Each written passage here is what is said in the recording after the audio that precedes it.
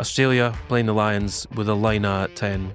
It could have been written in the stars, but he looked pretty dazzled. Wonderful display for the Lions. These things don't come easy. There's a lot of psychological sort of toing and froing going on here. The Lions sort of check out a little bit. And this is a sort of Grand Old Duke of York situation where we're sort of halfway up. Down. Yeah, treading water. Listen, if we're talking about downs, the back three, I think, is worth a mention, because that's got to be the biggest headache now for Farrell, because obviously they've just won a test match. Both of these sides can get a lot better. It's who gets better more quickly, and for most of the second test next week. It's going to be funky. Go.compare, proud sponsors of the Welsh Rugby Union, are delighted to power the Telegraph Rugby Podcast this summer. Go.compare is here to support fans on their journey to satisfying insurance. Whether you're looking for the right cover for your car, home or travel plans, get peace of mind knowing you've got an expert by your side every step of the way. So, stop overpaying and start comparing with Go.compare. British and Irish Lions 1, Wallabies 0. Test 1 sorted. The Lions won 27-19 against Australia, and they are already off to Melbourne to keep this tour going. My name is Alan Dimmick. I'm commissioning editor for sport at the Telegraph, and I'm joined by Charlie Morgan as ever. Charlie, I wanted to start off with this. The question is always performance versus result. Oh, you want a result in the first test of the series. You want to set the tone for the rest of the series and lay down a marker. I think the performance is secondary. We've been looking for sort of hints of the performance and synergy building over that's what the tour games are for, right? And now it becomes all about the result. And the Lions were convincing enough to do the job. There was glimmers of fun stuff in there. There was glimmers. Yeah, they were potentially some of their best glimmers, right? I think, and that was enough. The intensity was always going to go up, and I think the Lions met that. And I think that you think about certainly some of the attacking passages they put together, the skill that Finn Russell orchestrated things with, the intensity that Tadhg Beirne and Tom Curry brought. That was some of their best stuff, and it had to be in the opening test of a series, and it's got them the result. Charlie used the magic S word there, synergy, and that is what we are all about here. So you're going to be getting just piping hot takes from Charlie and me. You're also going to be getting some word from the ground. You know, it's all about the teamwork here. Gavin Mairs is going to be coming at us straight from that match in Brisbane, and we've got plenty to get into. Okay, let's get Brizzy, straight from the Suncorp. Gavin Mairs, test 1 in the books. Give me your thoughts, give me your feelings. Wonderful display for the Lions. I mean, Tim, we've seen the Lions come on tours, I guess, before, have so much promise, potential, and not deliver when it really matters. And I was so impressed by that first half performance. I mean, everything that Andy Farrell wanted from this side, and in particular, his back row selection, which prompted a bit of criticism on social media from pundits, both backing Tom Curry and Tadhg Beirne to be, to back their big game mentality and instinct, and they delivered in spades, particularly Tom Curry. I mean, I can't remember a more physically dominant, heroically courageous, and also just relentless in everything he did. His tackles, his afters, he made a mess of the breakdown, he scored a try, and, you're looking for a player on a tour like this to set the tone. You need someone like Tom Curry, and he led the way magnificently. And it was just, sorry, just live here. Sorry, it's been moved. Yeah. Brilliant. Well, so... but yeah, anyway. Waxing lyrical about that first half performance, do you think it petered out a bit in the second half? Why do you think the Lions struggled to maintain that level of dominance for the full 80? I think the 2 points there, Al. I think the Lions gave so much. They expended so much energy in that first half. They scored to try at the start of the second half. The game was over. Andy Farrell, emptied his bench in terms of the forwards. And then you also saw that intensity drop. And inevitably, to be fair to the Wallabies, they have, this tour means so much to them. They're almost fighting for, rugby survival in a really competitive football market. And They came back, scored 2 late tries, but there is a sense, there is a glimmer of hope for Joe Schmidt's side. But my takeaway was the Lions know they can bully this Australian side, and they're just going to stack next week and try and finish the job in Melbourne. Gav, was there any sense? Tell us about the atmosphere. Did that grow subdued as the game maybe sort of grew a bit more disjointed in the second half? The scenes before kickoff were phenomenal. Sea of Red out in full force, obviously. Yeah, I think there's a sense. I mean, inevitably, Charlie, when you get a game like this that's so one-sided, it's hard for the supporters to remain engaged. And ultimately, with the Wallabies scoring 2 late tries, it sort of took the edge a little bit off the scenes that we saw. And honestly, Claxton Street before the game was just reminiscent of the best of the Sea of Red scenes that I've seen over the years. And it was, you could see probably from the television scenes just how many red shirts were here. And they were clearly out singing the Wallabies. And I think ultimately the bars will fill up now tonight. And the Lions supporters will treasure a great Lions win, because these things don't come easy. Lions don't win many test matches. And whatever the opposition and whatever the quality opposition, this was a Australian side coached by Joe Schmidt with some fantastic athletes, but they just couldn't manage the Lions physicality tonight. And I think we have to look at what Andy Farrell has done tactically. And we saw, I've waxed lyrical about Tom Curry, but you saw the likes of Jamison Gibson's Parks kicking just utterly tormented the back three. We thought the aerial challenge would come from Wallabies, but it was his brilliant, sublime box kicking that allowed the likes of James Lowe and Tommy Freeman to get up, win ball in the Wallaby 22. I thought that overall the Lions were really tactically smart in dominating field position, putting the Australians under pressure in the right parts of the field, winning penalties. And you saw them for the first time on this trip accumulate points, put field pressure, force mistakes. And really, we look back in that first half, Hugh Jones's try, to me, it looked a bit controversial. You might have seen further replays that should have been a try, but in the moment, it looked like he got back on his feet. Maro Itoje was held up over the line. The Wallabies' own try was a great moment of skill and sort of physicality to rip the ball out of Hugo Keenan's arms. But overall, the Lions could have been 20 points more clear at half-time. They scored the try in the second half again. Curry was in the middle of it. And from then on, like we've all seen international sides, when you're so far in front, the game's won. It is difficult to maintain that intensity.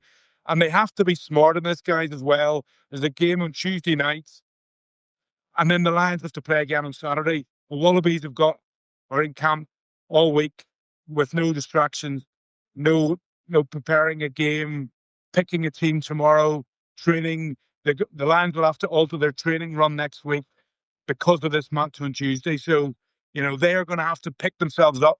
There will be some sore bodies in that changing room tonight. I mean, Tom Curry, I hope he's okay. He looked battered and bruised, but, I was just so pleased for him. He's just one of those guys that over the years has really given everything. His body, more than many of the professionals we've seen, put his body on his line for whatever side he's playing. And tonight, when it really, really mattered, and Andy Farrell asked him to step up, backed him, and he delivered. And as I said in my piece on the Telegraph website, it reminded me of the great Richard Hill when he was utterly in his pump here in 2001. A great performance, a great open side Lions performance, and one that will go down in history. Brilliant. Just very, very quickly, Gav, we're catching you immediately after the game, so press conferences haven't happened yet. Are we expecting a clean bill of health from the Lions? This could age horribly, but have you heard anything, or has it seen anything, or does it seem like all those substitutions were tactical, for example? Honest answer is I don't know what the clear medical update is yet. Joe McCarthy seemed to go off quite early. Again, Marcus Smith came on. I'm not sure, is that just to give him game time? So, and Tom Curry, look, he seemed to be rolling his neck quite a bit whether that was just a bang or some sort of stinger. Yeah, But he's at got that this wrist point, thing as well, but he's a fella to grit his teeth and crack on.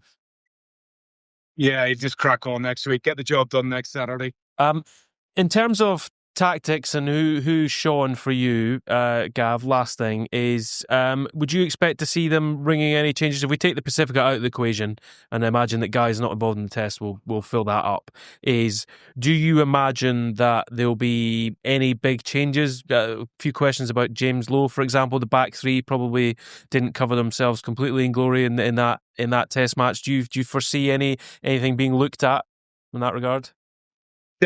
Definitely, Al. I think so. Before this performance, I think, and before the injuries last week, I think he probably would have gone with Gary Ringrose and Bundy Aki. I think today we saw the Scottish boys really step up, and it looked sharp. You saw that cohesion with Finn Russell again, who I thought played really smartly tonight. Lovely pass for Sione to score his try, and but I think you say James Lowe has struggled for form, and there's one or two errors in there, one or two misplaced kicks, and a lot will depend on whether Matt Canston can prove his fitness this week. They don't think he's going to be ready for Tuesday, but I expect he will come into the equation in the back three. So otherwise, yeah, there's a lot of guys delivered tonight. Al, I think the Farrell Farrell made a big point of saying to this side that you're only renting the shirt for a week, and he wanted them to earn the right to win it, to wear it again next Saturday. And I think the majority of the players have done that tonight. Brilliant. Well, one man who will be there next Saturday is Gavin Mairs out in Australia. Gav, thanks very much for dropping by. Go give him hell in the press conference. Thanks, Al. Thanks, Charlie. Go see you, mate. Well, Charlie, Lions won, and some big selection calls were vindicated. It kind of got off to a flying start for two guys in that back row in particular. Tom Curry, Tadhg Beirne. Curry smacks James Slipper early on, and it's only a phase later that Beirne's in with absolute trademark, super crafty jackal turnover to put the Lions 3-0 up. The Lions were so assured in patches that we were scrambling for record scores, 31-0 in 1966. Didn't get there. Remember it well. It didn't get there because nothing else was going on in 1966.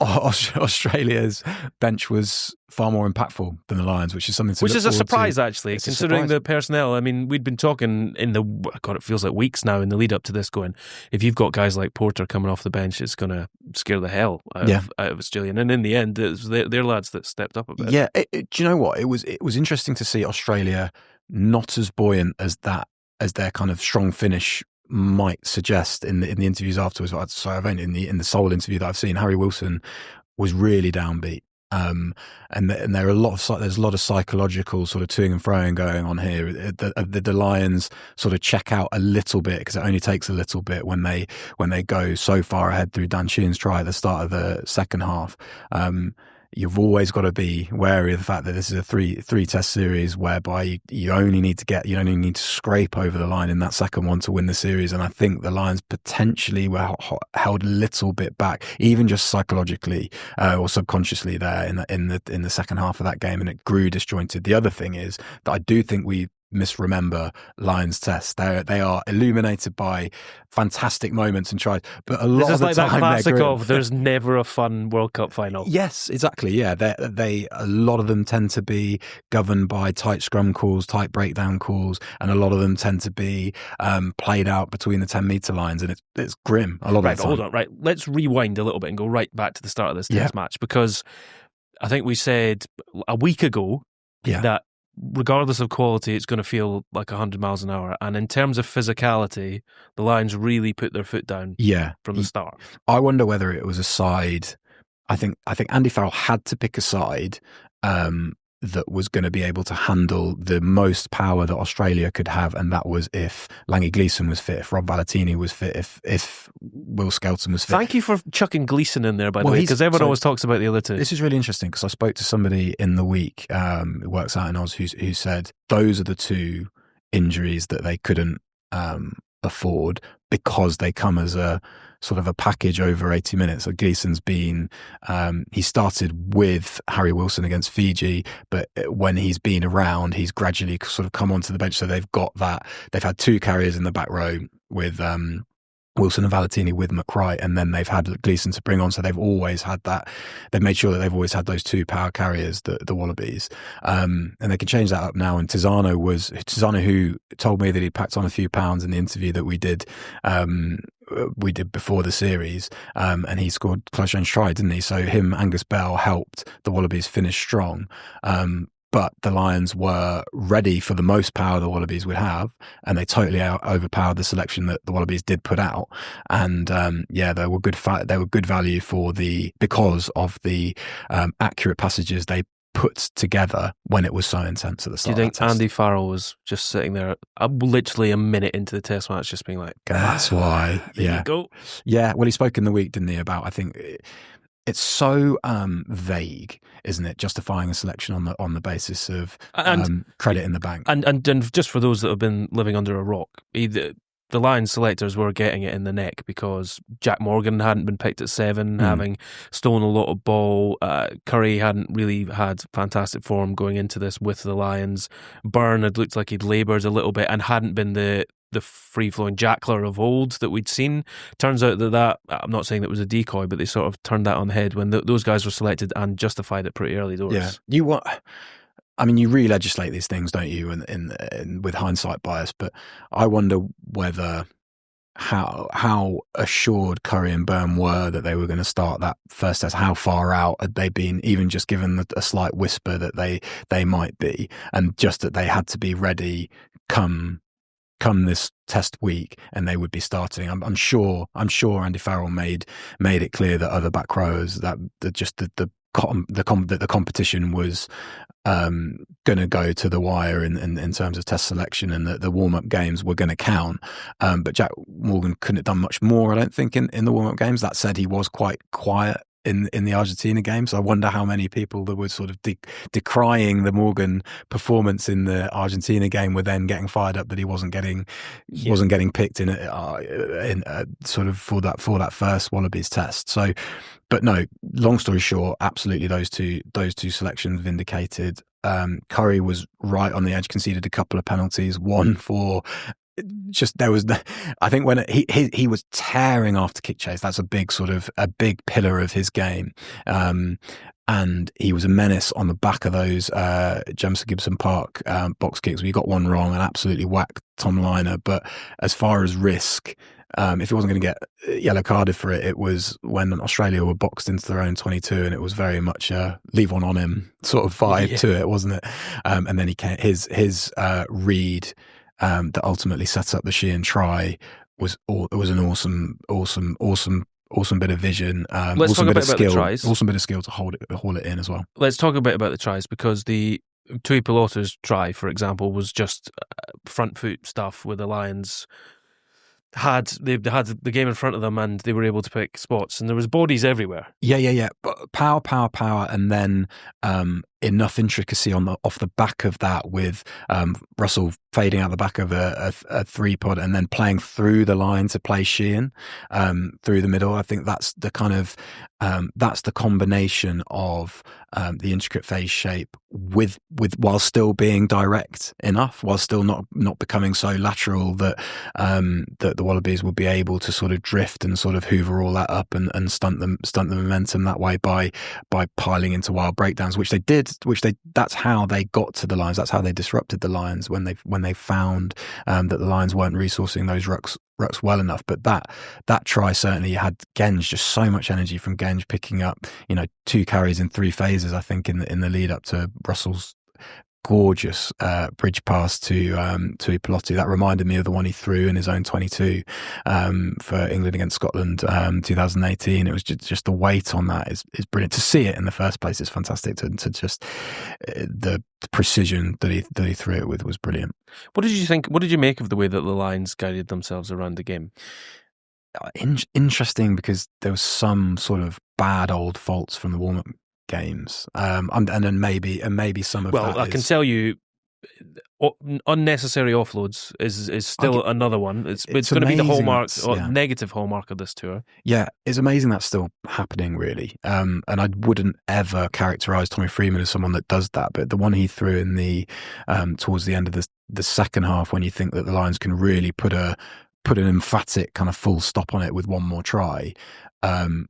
And it never really looks on. It's really it's the easiest thing. What I said to you when we were watching it live is that this must be incredibly frustrating because it's Test match rugby now, and the Lions have incredible momentum, and they're not going to die with the ball because the way they were playing, they would have been guaranteed quick ball. Gibson Park tended to be hovering around there anyway.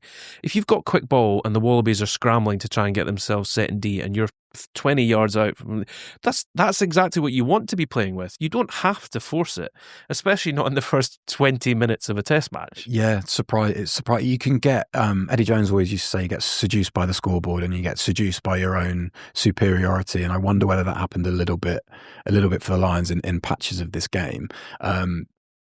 Having said that, I felt that both for different reasons, the two disallowed tries, the Lions one with Hugh Jorgensen probably just does enough to hold him and ensure that he has fingertip. It was sort of a fingertip, and it was a second grab. So I'm genuinely not sure sort of how that was how it seemed to be interpreted that he had held Hugh Jones. But the shape in the lead up to that was really nice, and it's Tuipulotu who finds, I can't remember who he finds, but the back door pass, wasn't it? Gorgeous, yeah. So he goes to the line with Hugh Jones, and everybody knows that he's got the ability to play Hugh Jones flat, so the Wallabies have to stay narrow, and then the pullback goes just to Keenan, and then they find width through Lowe. Lowe does brilliantly, with a big fend on Jorgensen, and then links back up again. And if Jones plays, and again, this is, I feel like I'm shoving Cheetos in my mouth as I'm sort of giving that I should have done that in a Test match. But if he plays one more pass in, Gibson Park is under the sticks, isn't he? And it's those things where cohesion is building, and if they those are the things that the Lions will review and go, we could have been absolutely out of sight here. And the thing is, how often it's the most cliched sort of answer you'll ever get from a player after a game. But if they say, look, we've won that game, there's stuff to work on, how good a place is that to be? The Lions have won that first Test by 8 points while keeping Australia at arm's length, really, and they only have to win one more, and they will actually be, I would say they'd be fairly up for kind of being far more clinical next week. Well, yeah, I mean, I'll tell you who will probably not be happy with the end of the game and the energy levels in the second half, but Easterby with that must have been, in that first half, defensive sets must have been dead chuffed. There was a period where the Wallabies racked up 10 phases with ball in hand, and they made about 3 metres. It was just, they were getting absolutely slammed back. They didn't seem to be making any headway, and that was the point we were like, well, this is where they're missing the heavy ball carriers. Yeah. But it was Lions' errors, really, that the Wallabies were feasting off of to score, and that's the concern. Yeah, that's a concern. I'd say scrum was an interesting. It didn't get dominance there. We're pinged 3 or 4 times. I feel really bad. No, I don't feel bad. Ellis Genge chatted before this game where he's talking about how he's packed on some weight and it's really changed his game. And he used to be assumed that he would be fizzing around in the park when it wasn't set piece and really offering himself up, but then in set piece he'd get pinged because there was an assumption of the type of player he was. But since he's become more grizzled and since he's put on some weight, that he wasn't getting that. Well, he got pinged today for a couple of those, but he was fizzing about the park. Yeah, and Andrew Porter came on and got done as well. So shout out to Alan Alatoa. The Wallabies' superiority was on that side, and he's had a huge hand in keeping Australia in that game. That'll be another area that they'll want to tighten up. Line out a little bit dodgy, although I thought so the McCarthy injury that Gav mentioned there is really interesting because that came early, didn't it? That looked like it was slightly too early to be planned. Yeah. So that might, we'll see, but that might cause a kind of them to move away from what the plan was for Test 2. I thought Chesham did pretty well when they come back. It opens up a possibility for someone like Scott Cummins, a bit more of a bopper to come in. So potential changes, and I think I can speak for all neutrals when I say that I hope that the Wallabies get a few of those bigger bodies back for sure. Okay. That feels like a natural segue to talk about who's up, who's down. Yeah. Because, okay, Beirne and Curry are the obvious ones. Who else is It's a up for you? burning Curry then. Yeah, Oh. but that would work as well. Any more ups? Yeah. You say? Tuipulotu thought was very tidy. I again was speaking to somebody in the week who said that it's what you can't see unless you're on the pitch is how much he's talking to Finn Russell and the information he's giving Russell. And I thought that was quite obvious. Out there, Sheehan just a monster again. I thought Tadhg Furlong really vindicated his selection, and for him to stay on longer than Genge was kind of informative. Yeah, I thought. agree with that. So I imagine he'll be back for another start next week. Conan grew into it, I thought, and has been quite understated maybe on that tour, but that's not to say he's not doing a load of work. And then maybe, do you know Jamison Gibson-Park? I thought blew hot and cold. I think his skills are fantastic. The range of his pass. We all talk about the range of his passing and just how difficult that must be for defenses to line up runners that are pressing up. But I thought he maybe accentuated the breakdown issues that the Lions were having a little bit. Just because he was a little bit maybe methodical at moving the ball away, and that might be to do with that layoff he's had at the start. That might be to do with unfamiliarity. It's when he looks away from the ball that I get nervous. Yeah, right. Because and by the way, I actually, don't know if this is an up or down. This is a sort of Grand Old Duke of York situation where we're sort of halfway up. Down. Yeah, treading water. To be fair, he was excellent. He was excellent. That's fair. He was excellent in some bits. But you're right. And that's a collective thing, isn't it? We always talk about the attacking breakdowns as a collective thing, and the Lions did give up opportunities for Australia to counter-ruck. I thought Ben O'Keefe, this isn't a criticism. Wait till you hear what I've got to say. I don't think it's a criticism, but it reminded me of how French referees ref in that the breakdown is allowed to be a brutal contest. And you had Fraser McWright potentially lucky to get that first jackal that he did get. I thought he was. There was one later in the second half where I thought he'd absolutely snaffled it, and the ref said hands off. Yeah, so quite tricky. Yeah, I would say back three as a whole maybe unconvincing. Oh, but listen. If we're talking about downs, the back three I think is worth a mention, because that's got to be the biggest headache now for Farrell because obviously they've just won a test match, and there'll be some injuries to contend with, or there'll be some knocks to contend with. There might be a few tactical decisions that you have to make if you think that Skelton and Valentini are coming back. Yeah, that's all in the sort of the tactical side of things. Form you cannot ignore when you're trying to win a test series, and James Lowe in particular has got to be one where you've got real reservations now. Yeah, his left foot and his familiarity with Andy Farrell's game plans, his sort of telepathic understanding with Jamison Gibson-Park has been a big plus. I think has made sure that he was always likely to start that first test. But they didn't seem, notwithstanding that some really good work there in the build up to Hugh Jones' disallowed try. There were more shaky moments. He against the Brumbies, he had those shaky moments. We mentioned that just a really bizarre non-finish. But he came back in the second half, won a few box kicks back. I thought actually the aerial stuff with Jorgensen's try, sort of a big flashpoint of that, was another area that Australia got ahead in. Yeah. So yeah, you're looking at your back three there, certainly. Good choices lead to great moments. Like when a clever dummy pass leads your team over the try line to victory. Making a savvy move and finding the insurance for you can feel like a win. Go.compare can help you take control of your financial decision-making. Get quotes in minutes and switch to more satisfying cover with confidence. It's your safety net. Sorted. Rugby teams don't run the same moves week in, week out, so you shouldn't just let your insurance auto-renew out of habit. Explore your options and see if you can score an even better deal. Go.compare is powering the Telegraph Rugby Podcast this summer and empowering you to make savvy decisions when it comes to your finances. Shall we talk Australia? Because actually, I want to start with Australia playing the Lions with a line at 10. It could have been written in the stars, but he looked pretty dazzled. He looked like a guy who's inexperienced, who, we've seen this movie before, right? Like inexperienced. So why is Joe Schmidt putting him in that position? I think just a dearth of other options, right? The other options that are fitter in the squad are James O'Connor, hasn't played a test in 3 years. I think I'm right in saying Ben Donaldson, who again isn't hugely experienced, and he's got more experience. Has got more experience. Yeah, it's difficult. It's really difficult. Things like, it just that gave the Australian lineup a less convincing edge, didn't it? And that was when he had a tricky time. I think his maybe the fact he wasn't assertive was sort of played out in how unconvincing all of that Aussie phase. And I've got to say, I'm glad you said unconvincing, because there was a period in the middle of the match from either side of halftime where it looked like there was just Wallabies bodies just wandering around in channels, and it's like, if ever they're going to have a chance against a team that's got their number physically, you've got to be clean.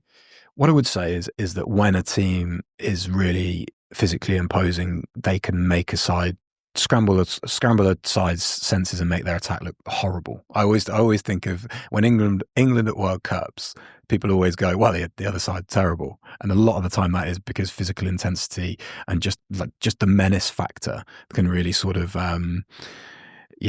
skew what an attack is trying to do. And there was a bit of that happening, but then at the same time you're thinking, why are the Lions only 8 points? How is it that the Lions are only 8 points better than an Oz side that really didn't string much together at all? The two sort of, when they had opportunities to launch with those sort of lineouts that we're always looking for, what's Joe Schmidt cooked up, they played away, didn't they, with McWright trying to launch Ikitau, and there was that link looked horrible, and then Tom Curry with an over the top throw backpedaled brilliantly and hauled it in with one hand, and the Lions were away. So it's funny with Joe Schmidt's sides. I think I remember doing Dylan Hartley's column actually with him a while back at this place, and he said we always knew Joe Schmidt's side, if their first 3 phases of any attack are really piercing and there's a lot of precision about them, you're in trouble.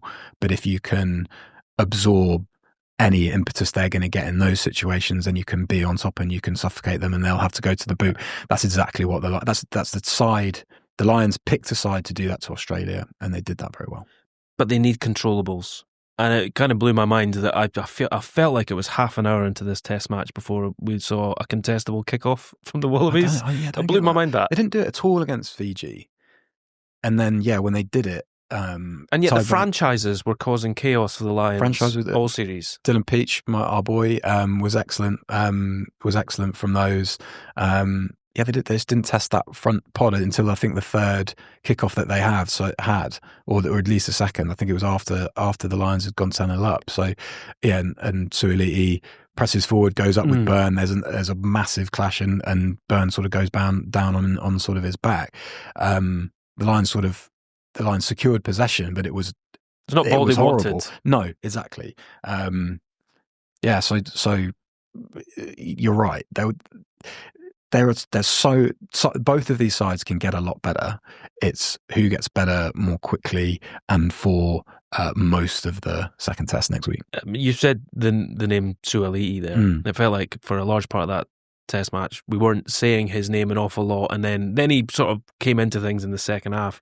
He had a try chalked off in almost identical manner to Hugh Jones, where he was basically doing his best Billy Bass impersonation of wriggling over the line somehow. But do you think they used him correctly? No, because there was points where he was standing in the line static, and it was like, "Hud that, big man!" Yeah, right. You don't know how. I think a lot of the Oz attack was stifled and suffocated by how the Lions defended. But no, they brought him in. From restarts. I think they tried one midfield chip to him through liner in the first half that was quite easily mopped up by the Lions. And guys like Tom Wright too. Sort of he became a little bit more prominent at the end. But it was sort of a surprise to sort of see him popping up, and you're going, oh right, he's a really dangerous runner if he's given a chance. I reckon they start Angus Bell next week, or you just want, however they get him 50 minutes as opposed to 30 minutes. I think that's what they have to do. Yeah, I agree. I'm a big fan of Angus Bell. I want to see more of him. Yeah. I've kind of been dancing around this one, but... Oh, no. Well, from what you've seen from the Wallabies and from the potential ceiling that's still there to be reached by the Lions, can you see anything other than a whitewash in this test series? I think the Wallabies' best chance is loading up with power next week, and it's possible. I just think the Lions have further. Their ceiling is higher, and their ceiling, I think the ceiling is higher for one, and they just look more likely to get closer to their ceiling. Well, that was Test Rugby. Well, guess what? We've got another midweek game to come. Fantastic. So, next up for the Lions is a Pacifica 15. And I'll tell you what, Charlie, the political wrangling around this game has just felt daft, frankly. Yeah, both sides. It's great. So, call-ups from the Lions that are calling consternation. Lions blocking Pete Samu, which is wild considering they were talking about... We don't want to face quality opposition is what that's Now we don't. We don't. Between tests we don't. But no, load them up before tests. No, it's all pretty poor, isn't it? And it's going to feel super rushed. I think by the time you probably listen to this, you'll know the Lions lineup for it. So it's going to come thick and fast. We were sort of off air talking about what the backline might look like, and it's you described it as a Franken backline. I did. I haven't had much sleep, but no, it's going to be funky. Potentially Owen Farrell at 12 with Jamie Osborne at 13, and one of the Smiths. Potentially both of the Smiths. I hope Darcy Graham gets a run. We've got a great reader question later on, which is any predictions for the third test. I wonder whether some of these midweek guys for the Lions might just put their hands up for a run in the third test. But yeah, no, it's going to be interesting. Thank you for treading water there, because I've just spent I've not listened to a word you've said there. I've just been trying to think of puns with the Smiths in it. It's like all I've got is there is a light that'll never go out, which is diabolical. So we'll get to see Jamie George wear a Lions shirt again. I mean, we might see some weird names going in there. And actually, this is a great opportunity to chat about. You know, I'm not going to stand on my soapbox and go, this discredits this, because the Lions is a bananas idea anyway. It's a concept, it's out there. So kicking out about the quality of player coming in. But, you know, it feels like this is like, why do we give ourselves an arbitrary number of people to get called up for a squad? And then we always get to this stage of a Lions tour where we go, and now we're going to call in some people who, if you thought you were angry before... I have a little bit of a theory here. Is this because all Lions tours after 2005 have just tried not to be 2005 with those huge numbers in so many senses. In so many senses, but mainly with those huge numbers and that real obvious separation between midweek and maybe test matches. Because 2009 was such a departure, because it had to be. Yeah, because it had to be. It had to have guys. And the fun bit, and Andy Farrell is quite good at embracing this, isn't it? Or certainly isn't he? Who certainly has made the right noises about it, as players backing up and players sort of mucking in, and Ben Earl playing 15 minutes at 12 against the Reds because they're trying to sort of move things around. What do you think of the sort of really contentious call-ups? I remember thinking during the Six Nations that Thomas Clarkson would go on this Lions tour genuinely because of that lack of depth at tight head, and that was just a... Well, yeah, lack of depth is key. I mean, I must admit, Thomas Clarkson coming in, it's a meteoric rise. Some people who don't watch URC probably won't have seen an awful lot of him, but, you know, he ended that season fantastically well. Yeah. He's been in the mix with Ireland, and, you know, if the Irish test team fancies you, you're often not a bad rugby player. Yeah, quite. He's not one where I was like, oh my goodness, particularly if you say that Xander Ferguson is not fit and ready to go. Yeah. Then when that would be odd anyway, him bombing out and then coming back in would just not feel right when you've got a guy who's playing test rugby for Ireland coming in. So that's not one. Jamie Osborne's another guy whose name was probably in the mix anyway. Now, though, he was one that, and we've spoken about him already, but he was one where maybe Welsh fans would want to see Blair Murray come in, and I certainly wouldn't have had any issues with that, because Blair Murray's a very good rugby player and was doing well for a team that, let's be honest, has been horrifying to watch for quite a while. It's when you go, it's when it's a volume thing, right?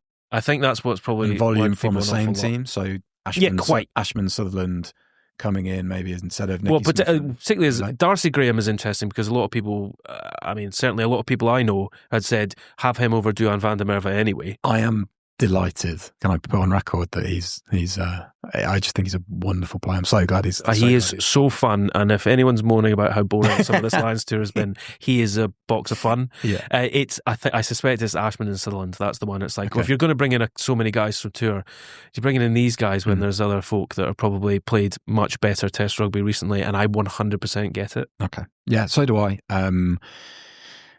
The reality is, though, is that however you want the Lions to approach this tour, it doesn't feel like Andy Farrell cares too much about this Pacific of 15 game. This is a millstone for him. Yeah. This is a box to tick. Yeah. Or at least that's what it feels like from the outset. It does, and it's happening against the backdrop of there having to be some functional things about a quite dysfunctional concept in the Lions.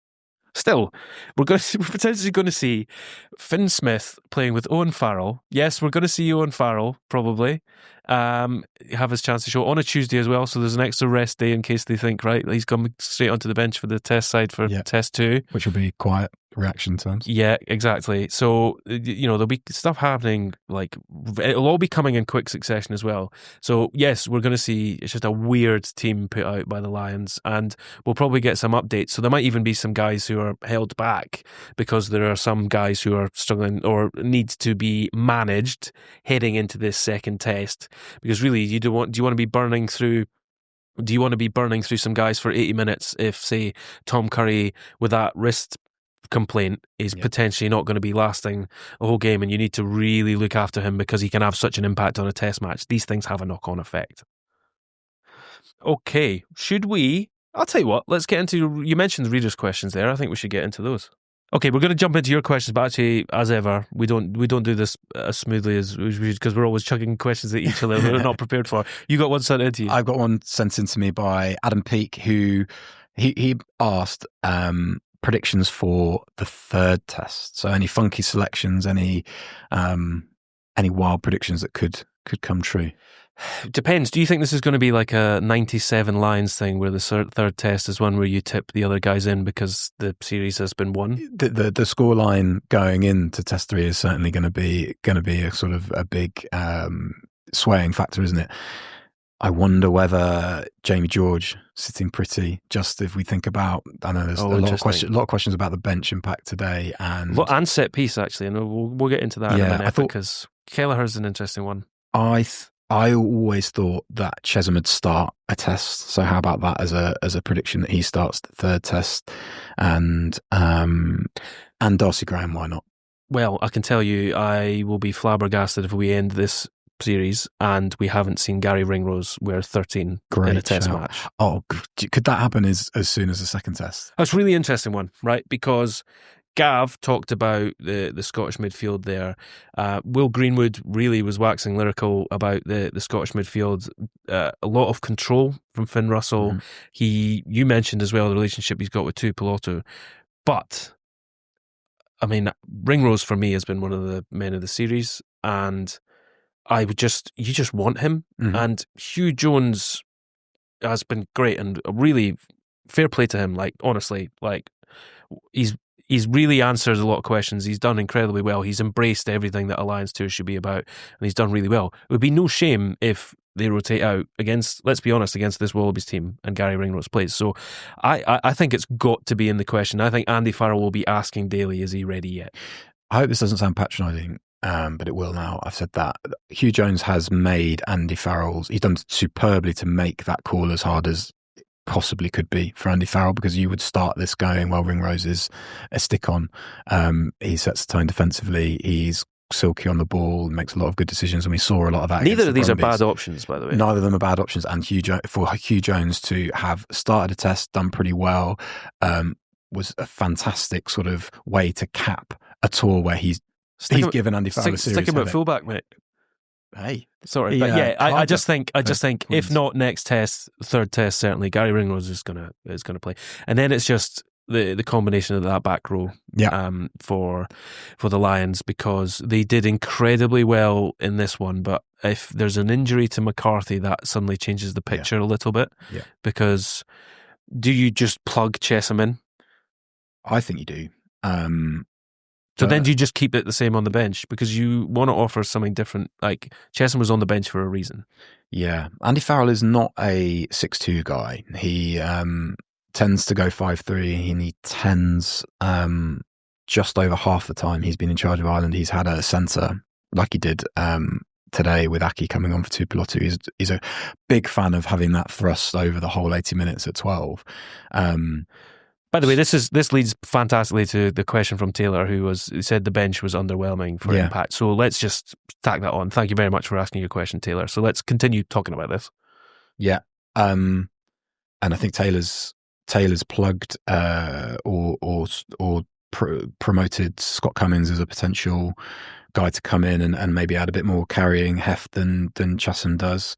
I did think Chessum was pretty impressive as far as shoring up the line out. But yeah, there's that question of balance. I thought that with the Lions just sort of starved of the ball a bit. I thought when they for the sort of last half hour or so, and then when there were those sort of over anxious offloads and stuff, so they didn't really get a chance to cut loose. There was one sort of half break from Beirne, wasn't there down the middle from an offload. I can't remember who might have even been Conan, but just didn't quite get away, and then that attack fizzles out. I genuinely thought that if they'd had the ball for maybe a couple more attacking sequences, you'd have seen more from Andrew Porter, who's been brilliant at this tour, but on this tour sort of in the loose, and he just wasn't really a factor in the game because the Lions didn't really get that continuity. So I wonder whether in a lot of ways it will be about whether Andy Farrell just holds his nerve with a lot of the same personnel. Yes, however, being clinical is always at the forefront of test coaches' minds, and that line out in the second half when the subs came on, Ronan Kelleher, and basically the collars, the lifters, everything, it just seemed to stop clicking as well as it had in the first half. There were 2 or 3. The scrum didn't seem to be as well received by the officials as it has been previously for the Lions, and I just wonder whether that someone like Ronan Kelleher, for example, is a little bit at risk. Yeah. Well, Jamie George has a reputation being keeping a very clear dialogue with referees, being certainly with his line out throw being absolutely elite. Yeah, even the last line out, when you think that the Lions have got a chance to again put some real daylight, make it a really convincing scoreline, the ball gets nicked, doesn't it? Quite funny that Wilson had sort of declared, didn't he? And they'd had enough. They're 8 points behind. We're not going to win this game. Let's boot the ball out. Chips. Done. Yeah. Whilst we're talking about blokes who play number 8 things, I realise this is no questions were asked about this, and there was no natural place to put it in. But we didn't talk about it earlier, so I think it's worth mentioning that. For mine, Beirne's a very lucky boy for that. Yeah. That no arms tackle, for them to claim that there was arms in that, he chopped down Zualiti, who went flying, frankly. Yeah. And he went low on him. I don't think he got a hand on him. I think he's a lucky boy. No, it was Richard Kelly, TMO, who came in, and I just thought it looked. Yeah, it's the players talk about presenting pictures to referees, don't they? And it was a bad picture to present. It was one drawn with your wrong hand. not least when Beirne has done that a few times, and he's been collared for that a few times in big moments. For England in New Zealand, I can remember for England in Lyon. I can remember to give away penalties both times. I've seen people suggest that Beirne attempted to wrap. There was enough of an attempted wrap. Not for me. I think that his head looking down is kind of a big sort of red flag for officials. But it wasn't. Yeah. They had a good look at it, and they decided that it was fine. I just think he was pretty lucky. Great to get another email, another question in from CK. We're not going to get round to it because there's a lot of moving parts to it. So I'm going to declare for him that Charlie should go onto Twitter and answer that question himself. It's about who would you represent if you had to change one player from 1 to 5, 6 to 10, and 11 to 15. Charlie can think about that and get an answer in. But there's a question about this, and I must admit I was completely oblivious to it in real time. But there are quite a few people chirping about Maro Itoje's performance, and Andrew has messaged in to say he thought he was underwhelming as captain, and do you think there should be an alternative? There's some people questioning whether or not he should be replaced for the second test. Where do you stand? That surprises me, and I've already been burnt on this tour by suggesting that he wasn't a stick-on starter. For me, this is crazy. By the way, I think I am surprised to see that. I guess it's from there was a clumsy moment on the when they were pressing in the second half, wasn't there? There was a pullback that was shoveled a bit from Tadhg. There was a couple of upright carries. Maybe he looked spent at the end of the game. That's fair enough. And there was one where he knocked the ball out of the hand, which could have been a deliberate knock on as he was going to wrap, and it's just because he wasn't as sharp. But he still hunted the ball down and threw his body on it. Yeah. He still empties himself. I think it's always when I have a theory a bit as well that when sides spend a lot of time in possession, as the Lions did in the first half, that's not really Tadhg's game. He's better at being this arch disruptor, isn't he? Although having said that, he's carried pretty well on this trip as well. And in that Reds game, he was making big involvements in attack as well as sort of the trademark ones in defence. And I think we'll be seeing him, fitness permitting. I think there's other issues with this team that you need to address without mucking about with the captain, if I'm honest. But that was a captain's knock from Charlie Morgan. Gavin, Mairs, fantastic stuff from Australia. And that is it. That's test 1 in the books. We will be back. Well, goodness gracious me. We'll be back for the Pacifica on Tuesday, which feels like a strange sentence to say, but the Lions are playing again on Tuesday. We will be back, not with me at the helm, I'm afraid to say. I will be sunning myself on holiday, but you will be in very capable hands. Charlie will be back. I'd look out for a certain Charles Richardson as well. Charles Richardson. Exactly. Well, coming in from the cold, coming off his long run, no doubt. And we will, of course, have our usual fantastic copy coming in. Please keep up to date with Telegraph Sport. We will have Gav, we will have Dan Schofield, we have Ollie Brown giving us dispatches from Australia. Definitely keep your eyes peeled for that. And you know what? If you haven't had a go at it yet, and if you've not, shame on you. We've got our squad selector for the Lions. You know, next test is coming up. Have a go at that. Give it a go. See if you can select a better team than Andy Farrell. And apart from that, we'll be back again soon with some more Lions action. Go.compare, proud supporters of the Welsh Rugby Union, is the go-to comparison service for savvy savers. We're delighted to power the Telegraph Rugby Podcast this summer and help listeners make good calls on their insurance, energy and more. When things get tough, Go.compare has got your back. Get quotes from dozens of insurance providers and compare cover to make sure you're getting the right deal for you. Start your search for satisfying insurance at Go.compare.